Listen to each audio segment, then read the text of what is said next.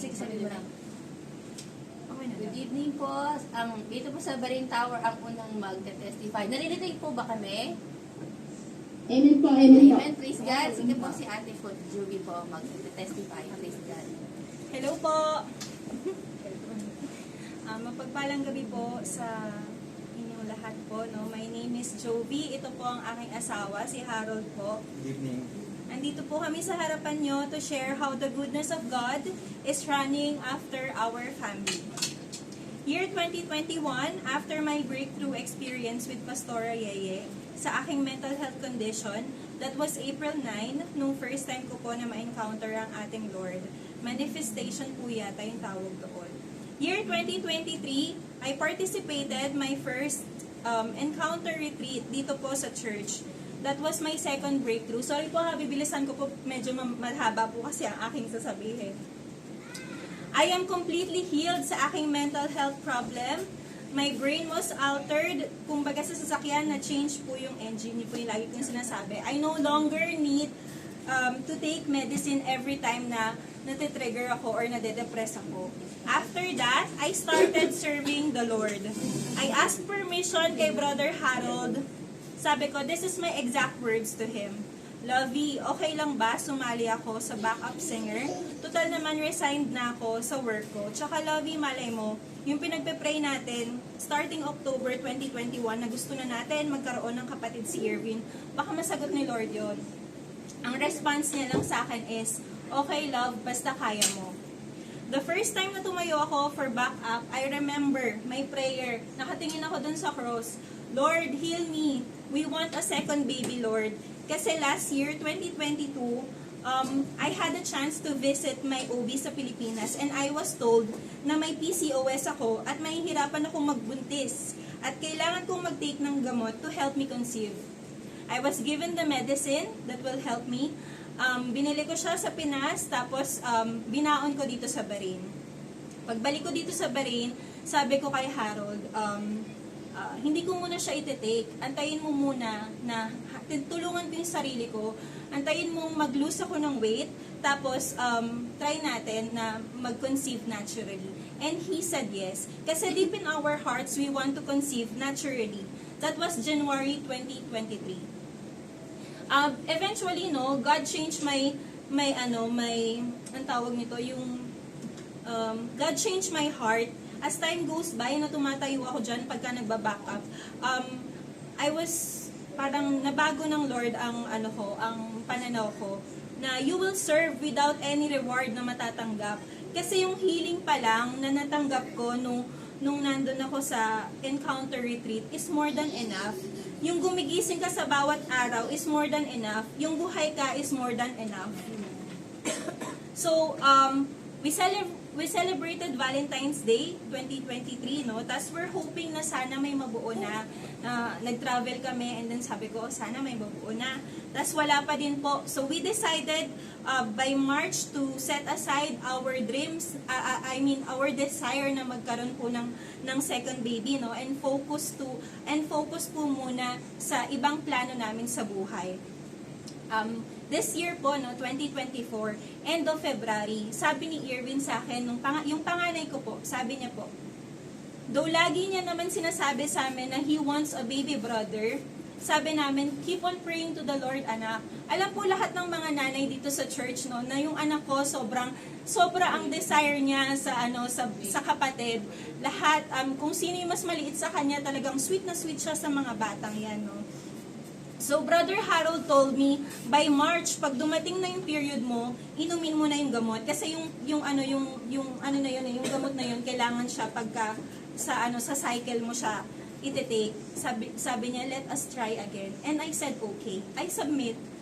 February 6, 2024 was my last period. By March 6, hindi na ako dinatnan. One thing I always say, always po, on schedule ang aking period. Madedelay man yan 1 to 2 days lang.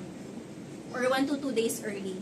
So I am very sensitive with what's happening in my body. I felt the tenderness in my breast na hindi naman tumatagal kapag time of the month na 3 days delay ang OA ko na. Sabi ko, let's buy folic acid. Kasi Pero I'm not assuming I'm pregnant. Pero I want to be safe. Alam kong importante ang folic acid sa magbubuntis. March 12, I took a PT. And yes, positive po. Ginising ko agad si Harold. I told him, I need to go to the hospital. Alam niya na. Sabi niya, buntis ka? I showed him my PT. He was very thrilled. I showed him the test. Sabi ko, love, blood test muna tayo ha. Kasi it might be false positive. Dahil 6 days delayed pa lang naman ako. We immediately went for a blood test. And yes, confirm, we are pregnant naturally. We are so thankful to the Lord. After the hospital, we look for prenatal vitamins agad. Tapos sabi ng pharmacist, wait mo muna yung sasabihin ng OB mo kung ano yung pwede mong i-take. Okay po, bukas na bukas, meron na po ulit kaming schedule sa OB. Nakapagpabook na po kami. March 13, sabi sa check-up, nasa tamang lugar. Thank you Lord, nasa tamang lugar, hindi ectopic pregnancy. The sac is there. We took a blood test ulit to check kung ilang weeks na si baby. Sa HCG test, lumabas po na 4 to 5 weeks na po ang aking pangalawang anak. I asked for prenatal vitamins, pangpakapit, para sure na sure, sigurista ako kasi tagal namin inantay ito eh. I also asked ano yung bawal kainin, ano yung advice, ano lahat ang pwedeng gawin para safe na safe. I was advised to continue my routine since wala naman akong history ng miscarriage, but not heavy workout. My next appointment will be March 28 para makita po yung heartbeat. Eto na, March 28, we were so thrilled po. Praise God, we heard the heartbeat. Sa sobrang tuwa ng asawa ko, ni Brother Harold, yung binivideo niya, hindi pala po naka-record. Praise God. Sabi ko, sige Lord. Sabi ko, sige Lavi, sa next check-up na lang natin i-record para naman meron tayong remembrance ng heartbeat ni ng pangalawa kong anak, no? Tapos, as per ultrasound, our baby is 6 weeks. Yung measurement, all is well. Everything is fine, no? March 31 po, I woke up with a little brown spotting sa aking underwear. Bilang OA sa aming pamilya, no? Sabi ko, apakaunti lang yun, parang nakulayan lang, parang ganun lang. Sabi ko, we need to go to emergency sa Salmania. Kasi may record na po kami agad sa Salmania. Nagpa-record na kami sa health center. Ang sabi sa amin sa health center, any emergency, takbo agad sa Salmania. So yun, takbo kami ng Salmania. Emergency agad. Transvaginal ultrasound agad. Ang sabi po sa TVS, with the heartbeat, baby is okay, continue lang sa gamot mo, and rest ka lang. Bilang si OA, nag-bed rest po ako. Kahit hindi naman po ako pinapag-bed rest. April 3, madaling araw po, emergency ulit po kami kasi pink na po yung lumabas. Sabi ko, pero sobrang onti lang, pero pink na. Sabi ng Salmania ulit, as per the ultrasound, the heartbeat is there, the baby is okay. Pag heavy ang bleeding, threatened abortion na. But we are still positive kasi nababasa ko naman sa mga ibang experiences ng mga mothers. It is happening naman talaga during the 6 weeks, no? Na parang may lumalabas na spotting, ganyan. And that's what happened. Pag uwi namin sa bahay, wala akong spotting the whole day. Wednesday po ito, no? April 3. Right after ibaba ang Zoom ng prayer meeting. Red bleeding po, not spotting, red bleed po. Pero kaunti lang. Okay, ininom ko yung pampakapit. Kasi yung pampakapit, kapag may bleeding ka na, ang sabi ni Salmania, inumin mo ng 4 na sabay-sabay, 4 na tablet. Okay, sige. Sabi niya, mag-i-stop yan. April 4, pagkagising ko, red blood again. It didn't stop. Onti lang, pero yung sabi ni Doc ng Salmania, mag-i-stop, pero hindi po siya nag-stop. Sabi ko, bakit ganun? Bakit hindi nag-stop? Sabi ni Harold, tara na sa King's Hospital, kung saan yung OB mo talaga. Let us go sa emergency there, not in Salmania kasi hindi siya makakapasok dahil patient lang po ang pwede sa loob. At dahil nandun nga yung OB ko. 6 a.m., nag-transb po ulit ako. Pangatlong transb na po. Doctor, sabi po ni Doctor, hindi na po nag-comment si Doktora. Hindi niya po masabi kung nakita niya yung heartbeat or hindi. ayun na. I was so emotional. I know from that moment na wala na pong heartbeat. Because why? Sa Salmania, pag-insert pa lang ng transducer sa akin, within 2 minutes, kita na agad yung heartbeat. So, sabi niya sa akin, she advised me to wait. Let's wait until 9 o'clock. Darating yung expert, yung radiologist ang titingin. I was crying. Si Harold, he needs to go. He needs to drop Irvin sa school kasi may pasok si Irvin. Sabi sa akin ni Doc, look, let's wait for the radiologist. Sometimes, there are things I cannot see in the ultrasound that only the expert can see. She gave me the comfort, she gave me the assurance na mag-antay lang tayo. So I just prayed. Always naman, every moment I pray because Lord, we want this eh. I called Sis Olive. I told her everything.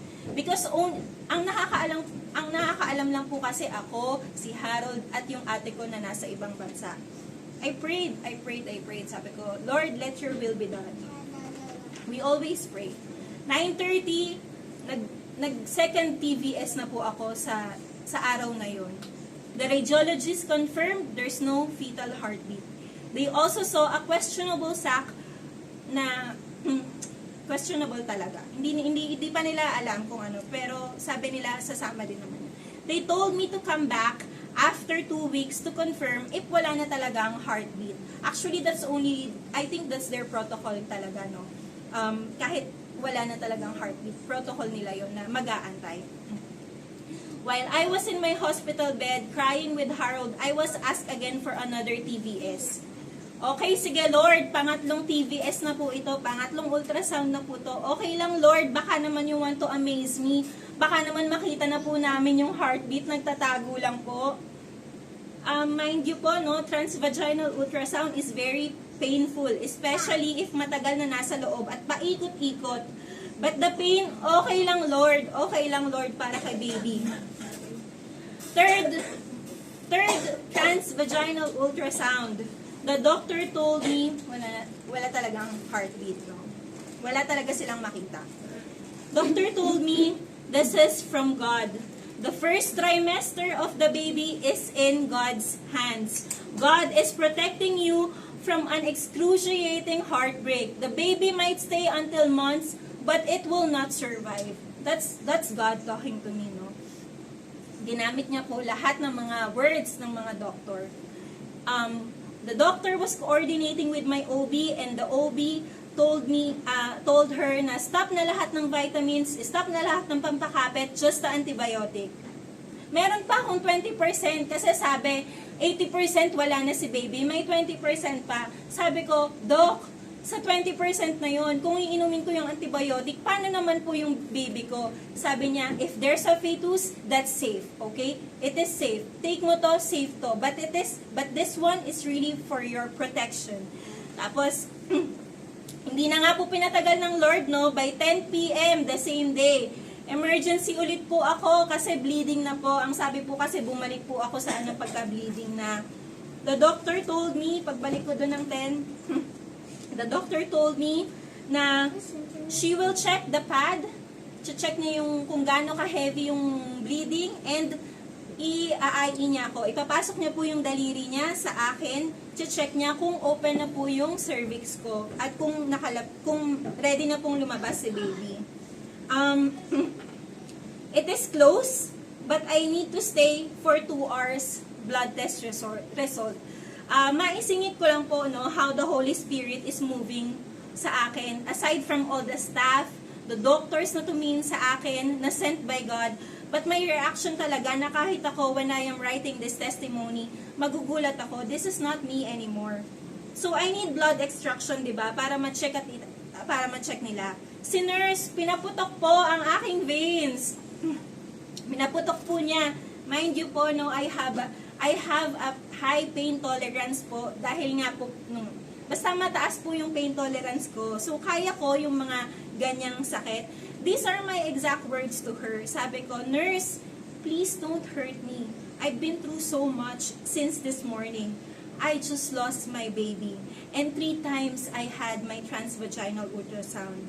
Any pain I cannot handle. I know that there's a lot of patients right now here sa emergency, and I understand. But please, be gentle. Sabi niya, sorry, do you want another nurse to extract? I didn't answer that. Because I don't want to offend her na baka isipin niya I don't trust her abilities. She didn't wait for my response. She hurriedly grabbed the other nurse from the other bed at na-extractan ako agad ng blood.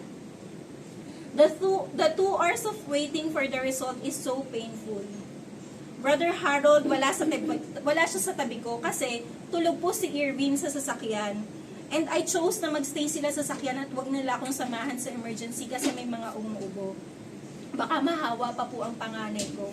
I kept calling Harold na please give me a peace of mind na baka na huwag kang matutulog kasi madalas po makakatulog. Madali po talaga makatulog ang Brother Harold. Sabi ko delikado kasi nasa covered parking ka po. I'm hurting but I'm still worried for other people, no? I was cleared to go home and any heavy bleeding, babalik po dapat, kailangan bumalik. So midnight na po ng April 4, while we were on our way home, I remember my prayer. Lord, give me the comfort na binigay mo sa akin right after ihatid ko sa crematorium si Papa. Everyone around me, my family members were worried back then, no, nung during sa pagkamatay ni Papa kasi sa mental health ko. Even my husband instructed me na magbaon ako ng gamot for my depression just in case I need it. Because concerned sila na baka matrigger yung depression ko. But I was confident right after maihatid ko si Papa sa kanyang huling pagdating ko sa bahay, I slept so soundly. Alam po yun ng mga ka-LGN ko po, no? That was my prayer. Pero this time, it is different. This time, iba kasi anak ko po ito. I thought yung kay Papa na yung pinakamahirap na matatanggap ko. April 5, Friday, 1 a.m. nakadating na kami sa bahay. Right after I changed my clothes, I felt the need to pee. Pagdating, sabi ko, para ko naiihi. Si OA, it was my first time to see a blood clot coming out from me. I called, Labi, liga dito. May lumabas, Labi. And he checked calmly. So calm. He was examining it while nasa bowl. It didn't reach dun sa water. Nakastick lang siya dun sa slanted na part ng bowl.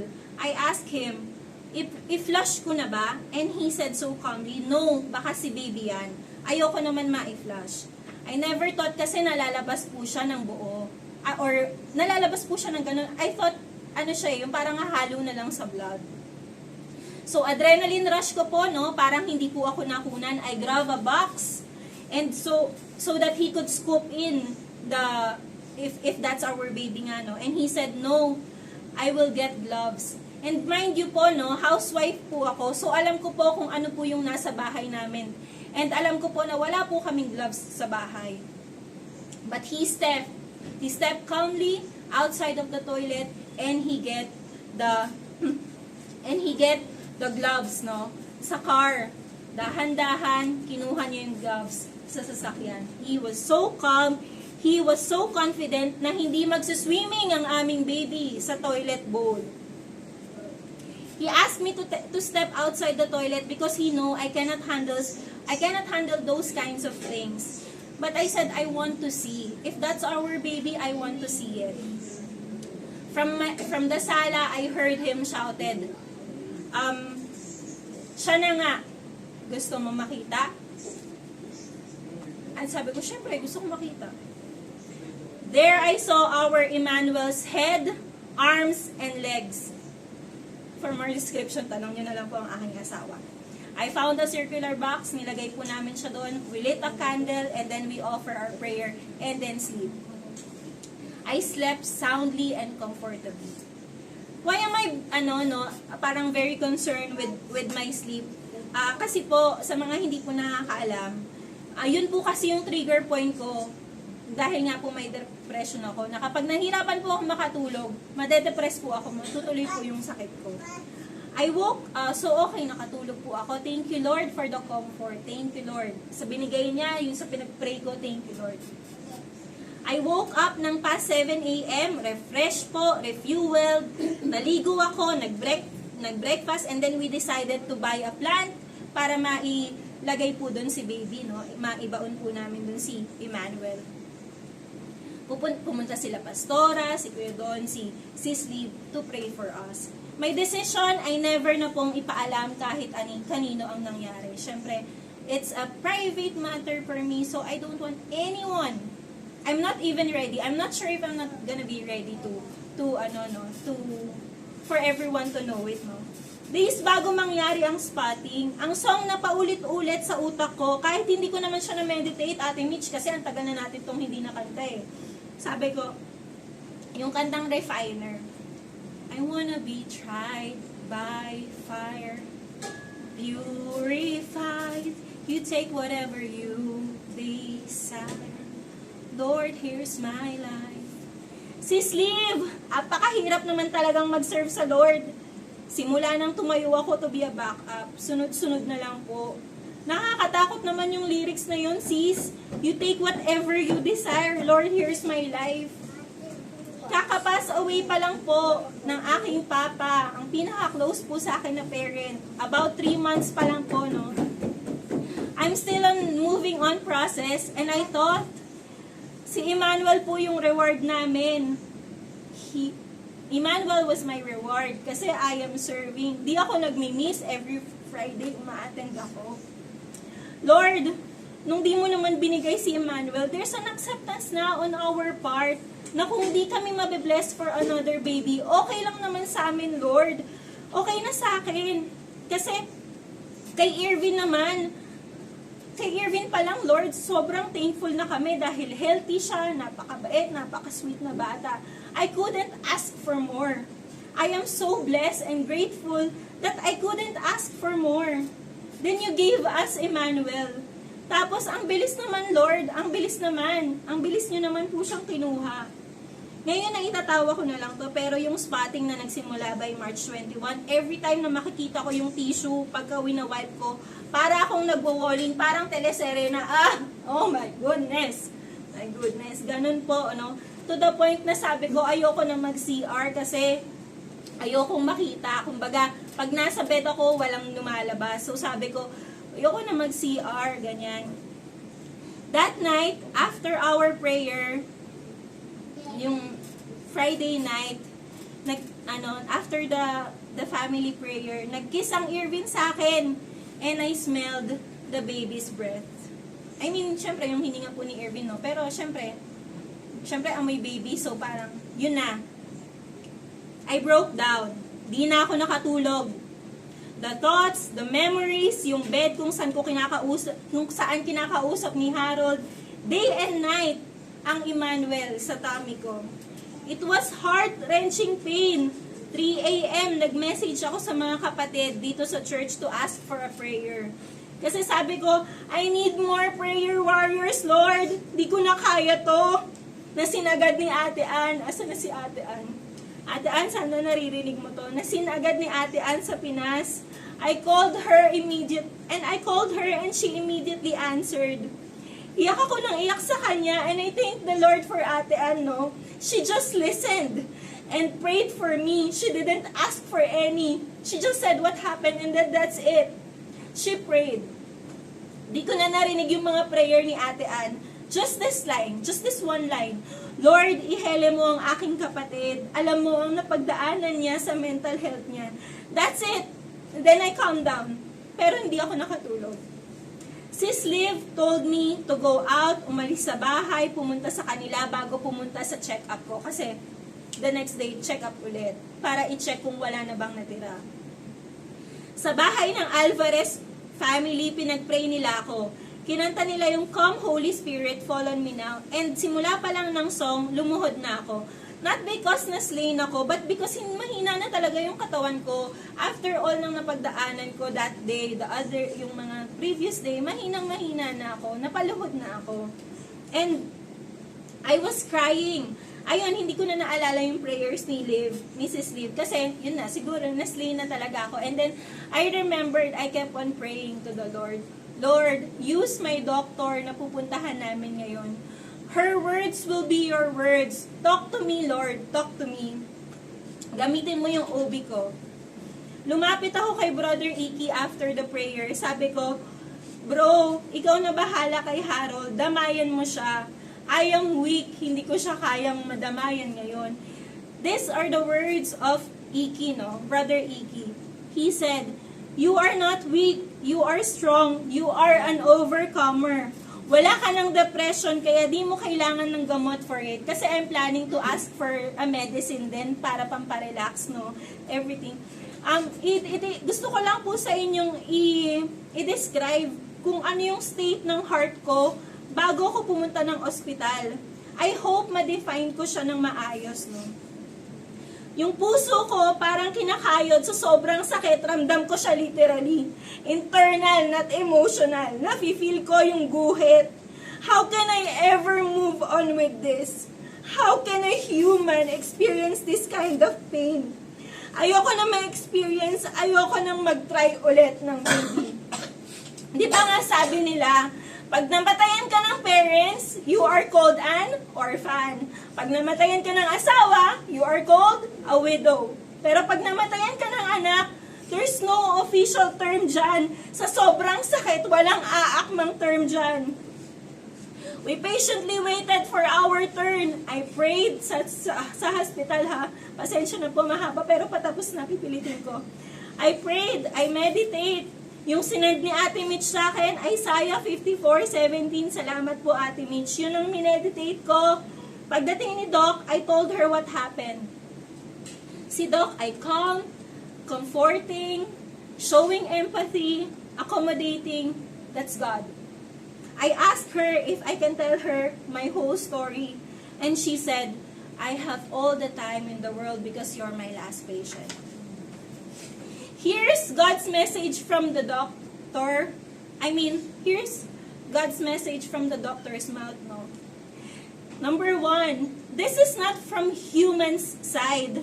This is from God. If in medical explanation, the baby when was formed, it has major genetic abnormality already. This is God's way of protecting the parents from much greater pain. God didn't prolong your agony. Kasi kung nag-survive siya now, it might be stillbirth or by how many months, need mo siyang i-abort kasi hindi talaga siya magsusurvive. What was my prayer? Let your will be done. My husband, si Brother Harold, ano pong prayer niya? Protect the baby and the wife, me. Number 2 po, no? Doc, tanong ko sa kanya, Doc, is this my fault? Kasi ganun po tayong mga nanay, ano? Of course not. Kahit anong gawin mong tama. The precautions, alam niyo po yung precautions sa mga ginawa ko. Yung deodorant ko, pinalitan, nag-stop agad ako. Hinaghanap ako ng baby-approved deodorant. Yung facial wash ko, in-stop ko. Yung cutex ko, tinanggal ko. Ganun ako ka-OA para lang po sa anak ko. Opo, ganun po. Lahat ng prenatal vitamins, lahat on time yan. Naka-asset yan sa alarm. Sabi niya, Jovelyn, buong buo. She called me by my name. Not dear. Lahat po, madalas po, mga doctor dito, dear, di ba? Ganun po sila. But no, God knows me by my name. The doctor said, Jovelyn, you are so blessed by the Lord because it happened now. When the fetus is very small, it came out naturally without complication. Other cases, mothers need to drink meds and it takes weeks bago lumabas yan. But you, it happened naturally. It is time for you to move on and focus on your husband and your son. Number 3, buti hindi mo ininom yung mga pain reliever na binigay sa'yo kasi, and this is the Holy Spirit, no, and the wisdom coming from the Lord. Kasi it might hinder at hindi makalabas yung baby naturally. You are still in labor and delivery stage.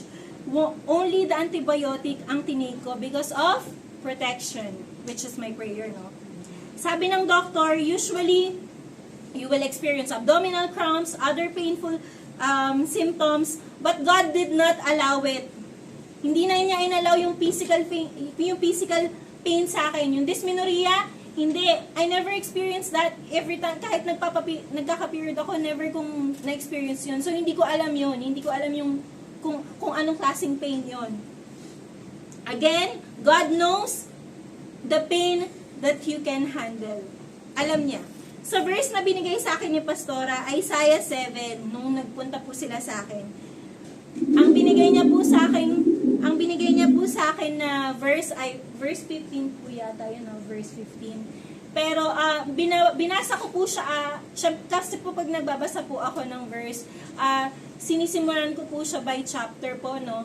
At nagulat po kami ng Pastora, ang title po ng chapter ng Isaiah 7, The Sign of Emmanuel. Pangalan po ng aking anak. Number 4, kailangan po ma-ultrasound ako ulit to check if may natira pa. Lord, Doc, be gentle. Pangilang ultrasound ko na po ito. I got a chance to call Sis Liv to intercede kasi ayun nga, mag-ultrasound na.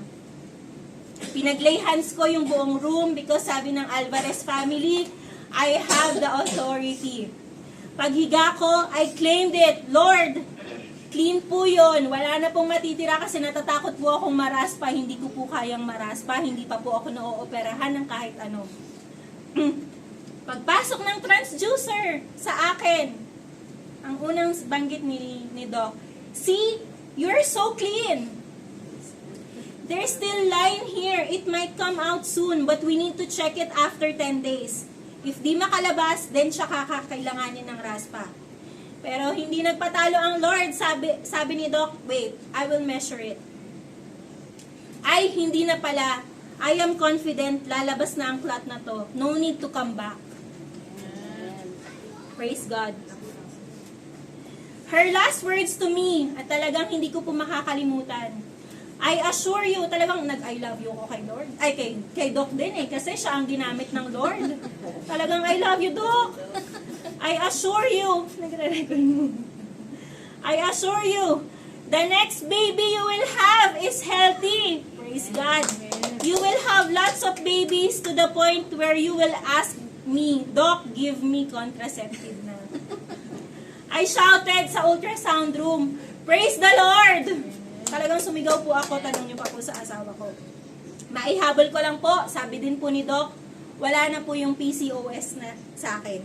I have healthy eggs. Di din ako binigyan ng pampakalma ng gamot or pampatulog. Kahit sinabi kong nagpa-panic attack na ako. Sabi niya, herbal ka lang. Sabi ng Lord, mag-chamomile tea ka lang, ako na bahala sa iniisip mo. Yung revelation sa akin, number 1, na-experience ko yung battle of the mind na sinasabi ni Sis Liv. I won the battle.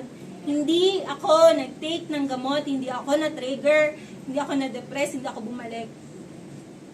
Number 2, I need to pay it forward po, no, sa mga nangangailangan. Yung na-healing na na-receive ko, I should share this to everyone. Number 3, nagbabad po ako sa presence ng Holy Spirit, the meditation and all. At number 4 po, yung sa papa ko, I can finally move on. I should bury the ash that I have, yung binaon ko na galing sa Pilipinas. Naglagay po kasi ko sa necklace. Sabi niya, pagbalik sakto, uuwi ka ng July, isama mo na yon sa urn ng papa mo. Pagpahingin, kumbaga, move on na. At last po, ang pag-tithe. Highlight of my encounter, I focus on the Holy Spirit, nung gabing po yun, no? Nung sinabi ng Doc na okay na ako, ganyan, everyday. I prayed hard, I declared the blood of Jesus all over my body. Kumbaga, the whole night po, no? The whole night po ito. Inupo po ako ng malala, then uminit po yung head ko, super init, at ayun na, I experience yung haplos sa head ko. Literally ha, literally. Alam po ng Lord ang personality ko na nahihirapan akong maniwala sa ganyang encounter. Kaya sabi niya sa akin, sige anak, I will let you experience it again. It is a feeling that beyond human can explain. I felt it. I felt it.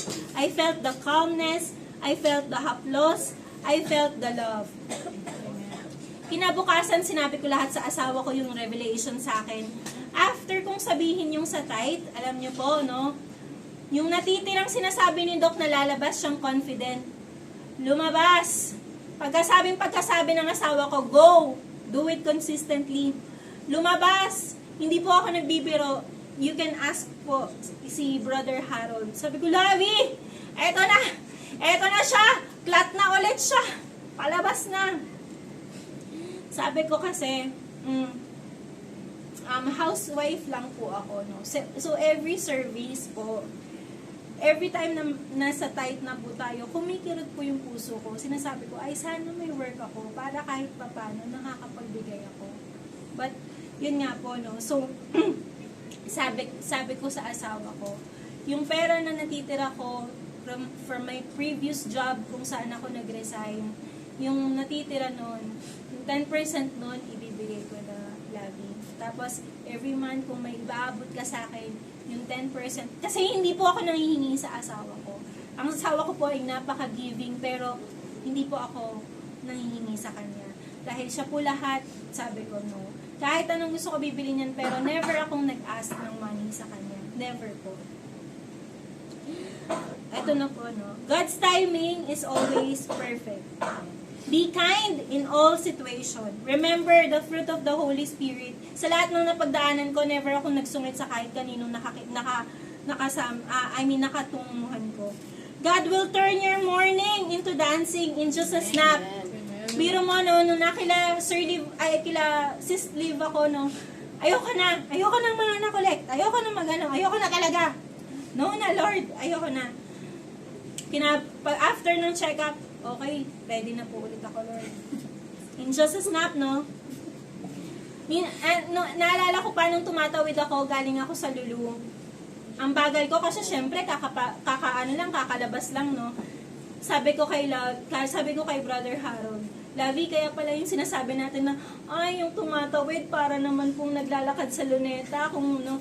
Pero sabi ko, Lavi, siguro kaya sila mabagal kasi may pinagdadaan sila. Tingnan mo ko, ang bagal ko kasi nakunan ako. So, lahat po, no, Mas lahat po ito, ko lang sa summarize ko lang. Lahat nangyari ng April, no. April 9 po, 2021, yung kay Pastora Yeye, yung na-receive ko po na, na manifestation. Tapos nung April 2021 naman po, yung encounter po, no. April 2024 pala yung encounter retreat. Tapos April 2021 ko rin po nabasa sa Bible, habang nagba-Bible study kami ni Div, yung name na Emmanuel. At sabi ko agad sa kanya, if I have a baby, that's gonna be the name for my baby. April 2017 ko rin po pala kinunsib ang aking anak. At April 9, kahapon po, tuluyan na pong tumigil ang aking dugo. Wala na po. Napakabilis po, no, na kung malalaman niyo po yung iba talagang it takes them a long time. Mga 2 weeks din yan. Yung iba po. This victory is not just for my family, that's why I'm sharing it, no. It's for everyone, even for this church, who prayed for me, who prayed with me, who intercede with me. I thank God for each and every one of you. Wala po ako dito sa harap nyo ngayon kung hindi dahil sa Lord at dahil po sa mga prayers nyo. The God is so close to the brokenhearted. Yung pinakitang calmness at loving ng asawa ko, that's God. That's God, no? God is so close to me. My husband is so close to me. And that's Him. God will send the right people around you. Huwag po tayong mapapagod sa mag-serve sa Panginoon. Napaka-sweet po niya. Yung God's timing na perfect. Kasi lahat talaga napaka-perfect. Lagi kong sinasabi, God's timing is so perfect. Kasi paano na lang po, no? Kung sa hospital po ako inabutan na lumabas si baby, wala po ang asawa ko sa tabi ko. Paano kung nasa toilet? Kasi hindi naman, nasa toilet ako kasi pabangon-bangon ako para mag-CR. Paano kung lumabas yun sa toilet sa hospital? Na-flush ko siya, wala po kaming closure, hindi namin siya nakita. yung binigay ayun po. Teka lang. I never question God. I remain grateful.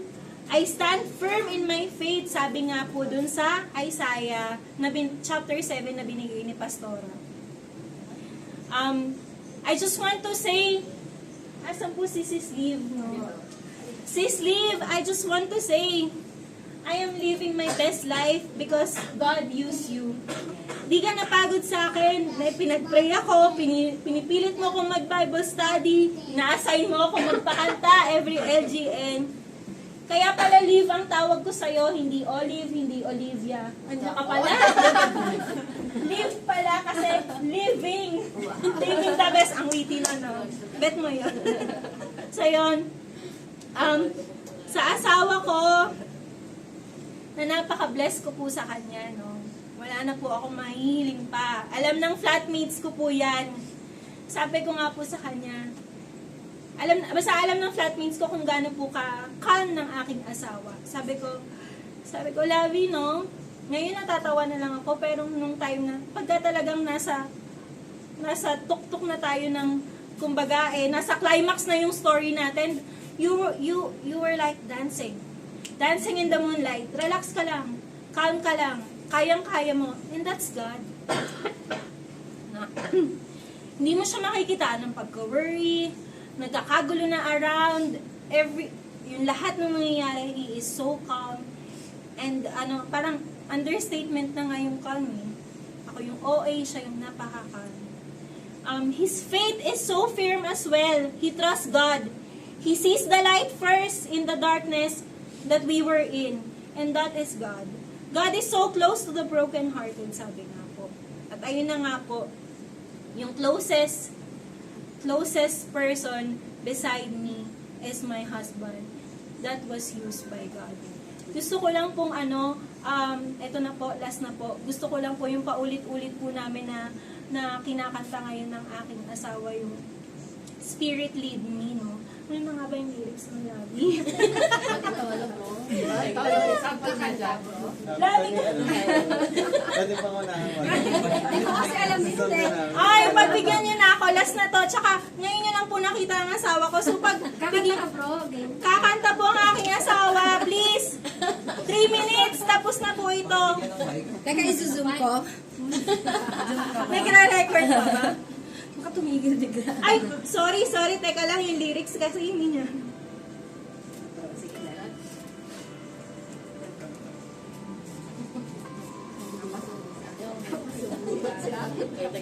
This is my worship. This is my offering. In every moment, I withhold nothing.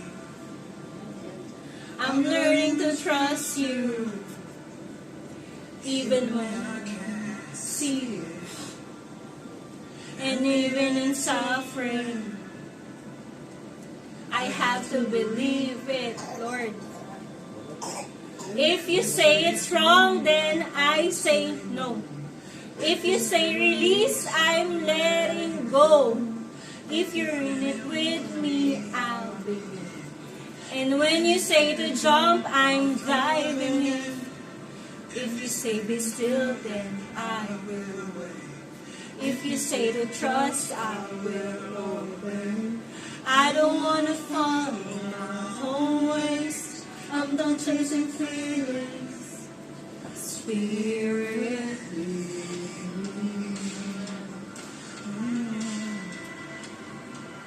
Oh, Spirit, lead me.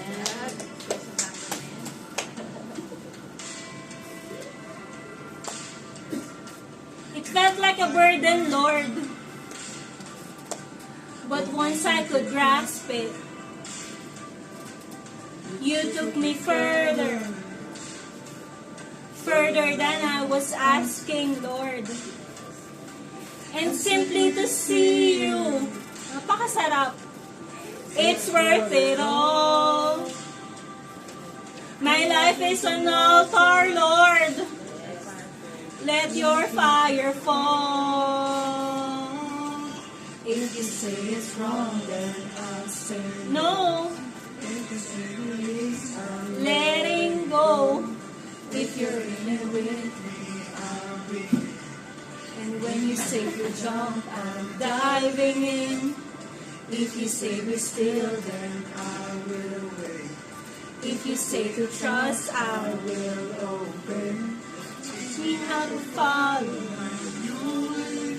I'm done chasing feelings. Spirit.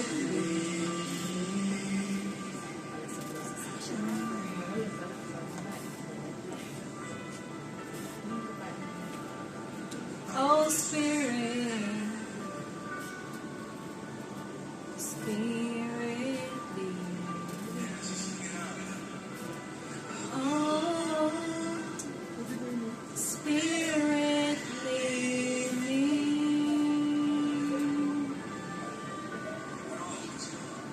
When our hope was gone, Lord, when our hope is gone, and your word is all I've got, Lord, I have to believe you still bring water from the rock, Lord, to satisfy my thirst, to love me at my worst. And even when I don't remember, Lord, you remind me of my worth, Lord. I don't trust my ways. I'm trading in my thoughts. I lay down everything to you, Lord, 'cause you're all that I want. I've landed on my knees. This is the cup you have for me. And even when it don't make sense, I'm gonna let your spirit in. I'm gonna let your spirit live.